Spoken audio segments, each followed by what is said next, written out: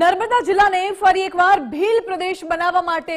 માંગ ઉઠી રહી છે। ચૈતર વસાવાએ ભીલ પ્રદેશ મુક્તિ મોરચા સંગઠનની જાહેરાત કરી છે અને દેશનું અલગ 29મું રાજ્ય એટલે કે ભીલ પ્રદેશની માંગણી અમે કરીશું તેવું ધારાસભ્ય ચૈતર વસાવાએ કહ્યું। આજે અમે ગુજરાતના મહારાષ્ટ્ર, મધ્યપ્રદેશ અને રાજસ્થાનના તમામ આગેવાનો સાથે મળીને ભીલ પ્રદેશ મુક્તિ મોરચા સંગઠન અમે જાહેર કર્યું છે અને આજેથી કાઉન્ટડાઉન ચાલુ થાય છે। અમે ગુજરાત, રાજસ્થાન, મધ્યપ્રદેશ અને મહારાષ્ટ્રમાં ભીલ પ્રદેશ મુક્તિ મોરચા અંતર્ગત અમારું વિશાળ સંગઠન બનાવીશું અને જનજાગૃતિ સાથે અમારા સામાજિક અધિકારો, બંધારણીય અધિકારો મેળવવા માટે આવનારા દિવસોમાં અમે સરકાર સામે આવીશું। સાથે સાથે જો સરકાર અમારા આદિવાસીઓનો વિકાસ નહીં કરવા માંગે તો અમે આવનારા ભવિષ્યમાં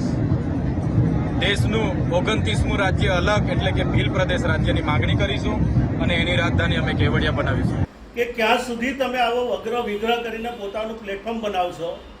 કે જ્યાં સુધી મુખ્ય ધારામાં આદિવાસી સમાજ આવે નહીં ત્યાં સુધી આદરણીય નરેન્દ્રભાઈને એનો સંતોષ નથી ને એટલા માટે આજે વડાપ્રધાન તરીકે પણ દેશની તમામ આદિવાસી સમાજ માટે અલગ અલગ યોજનાઓ બનાવીને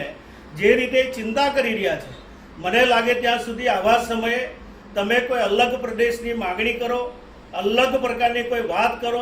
અત્યાર સુધીમાં અન્ય પક્ષ સાથે જોડાઈને તમે રાજ્ય પ્લેટફોર્મ બનાવ્યું છે, એના કરતાં હું એવું માનું છું કે જે આદિવાસી સમાજનો વિકાસ થઈ રહ્યો છે એને કોઈ પણ રીતે વિઘ્ન નાખવાનું બંધ કરો અને આવા શબ્દને હું સખત શબ્દમાં વખોડું છું।